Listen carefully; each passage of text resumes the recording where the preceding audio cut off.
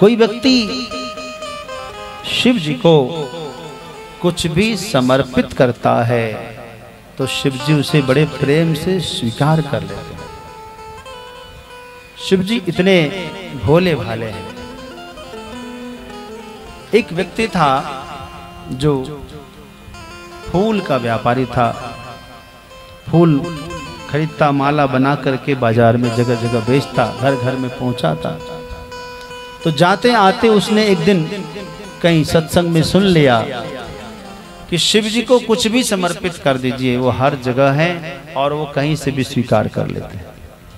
तो उनके दिमाग में ये बात बैठ गई। कभी उसको फुर्सत तो थी नहीं काम से कि बैठ के कथा सुने, लेकिन जाते आते कहीं से कान में ये बात पड़ गई। एक दिन उसके गठरी में से एक माला जमीन में गिर गई और गिरी कहाँ? नाली में।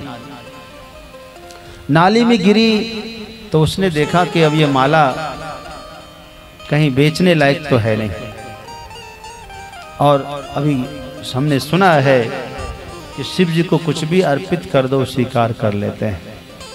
महादेव सब जगह हैं, तो मैं यह माला अब शिव जी को समर्पित कर देता हूँ।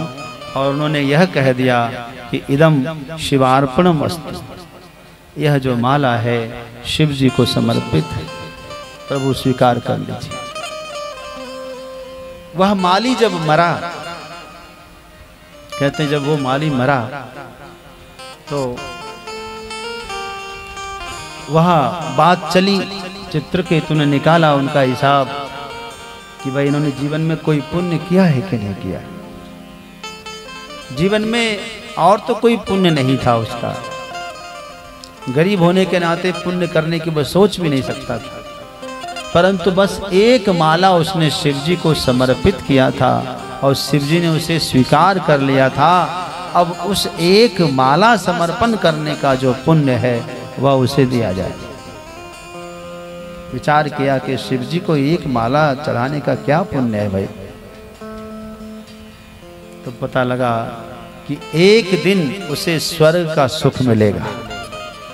इतना एक माला चढ़ाने का फल है कि उसे एक दिन स्वर्ग का सुख मिलेगा। चलो भाई तुमको स्वर्ग ले जाते हैं। उससे पूछा कि पहले तुम सुख भोगना चाहोगे कि दुख? का सुख ही भोग लेते हैं। ले गया उसे स्वर्ग में।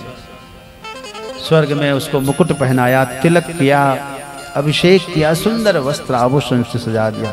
था आज तुम यहाँ पर घूमो और मौज लो। उसने सोचा कि एक माला चढ़ाने का फल है कि एक दिन स्वर्ग हम देख पा रहे हैं, क्यों ना हम इस स्वर्ग के एक दिन के सुख को भी शिव जी को समर्पित कर दें। और उसने यह सोचकर एक दिन के स्वर्ग के सुख को हाथ में जल लेकर संकल्प करके शिव को समर्पित कर दिया। कहा कि मुझे नहीं, शिव जी को समर्पित करिए। लोगों ने कहा कि भाई ये तो हम पहला व्यक्ति देख रहे हैं जिन्होंने पाए हुए स्वर्ग के सुख को ठुकरा दिया, वो भी शिव जी को अर्पित किया है। अब इसका फल क्या होगा विचार किया जाए। फिर विचार हुआ तो उसे 1 महीने के लिए इंद्र बनाया जाए, यह उसका फल है। तो बड़ा खुश हुआ कि चलो भाई अब हम यहाँ तो पहुंचे, कम से कम 1 महीने के लिए इंद्र बनेंगे। फिर से उसका अभिषेक होने लगा। तभी उसके मन में आया कि यह भी मैं शिव जी को समर्पित करूंगा, देखूंगा इसका क्या फल होता है। बड़ा बुद्धिमान था, उसने 1 महीने के स्वर्ग के सुख को भी शिव जी को समर्पित किया। अब कोई विचार ही नहीं कर पा रहे थे कि अब इसका फल क्या होगा। कहा इसका फल तब शिव जी बताएंगे। शिव जी के पास लेकर गए और महादेव के चरणों में देखा, उन्होंने साष्टांग प्रणति किया, प्रणाम किया। करुणा निधान महादेव ने करुणा भरी दृष्टि से उसको देखा है।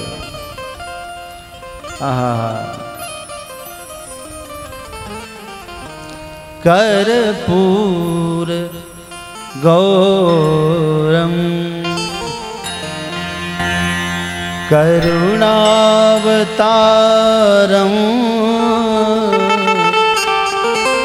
कर्पूर गौरम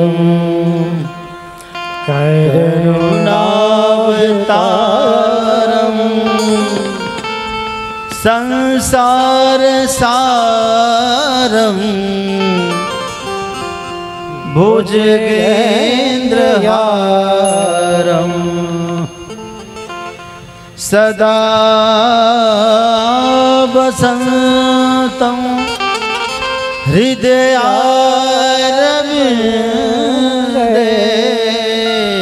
सदा वसन्तं हृदयारविन्दे